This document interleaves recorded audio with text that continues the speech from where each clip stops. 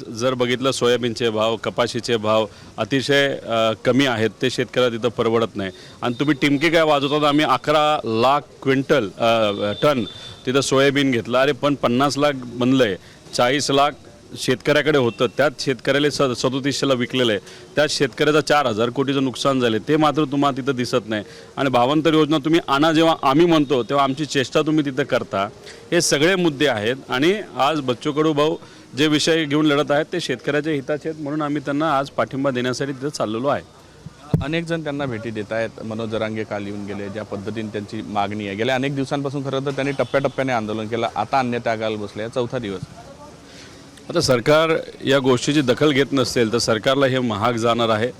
कारण का लोकांच्या मनामध्ये खतखत आहे की आम्हाला मतदान करण्यापूर्वी तुम्ही आम्हाला फसवलं, आम्हाला हे देऊ ते देऊ, असं करू तसं करू सांगितलं आणि मतदान मिळाल्यानंतर आम्हाला मात्र तुम्ही तिथं विसरून गेला. ही भावना लोकांच्या मनामध्ये आहे आणि त्याला सुरुवात आता बच्चूभाऊंकडनं विदर्भापासून होत आहे आणि याला प्रतिसाद हा अख्ख्या राज्यातून मिळेल असं आम्हाला वाटतं. आणि अधिवेशनसुद्धा 29 तारखेपासून सुरू होणार आहे. तिथंसुद्धा आम्ही तर आहोतच अधिवेशनामध्ये लोकांची भूमिका मांडण्यासाठी.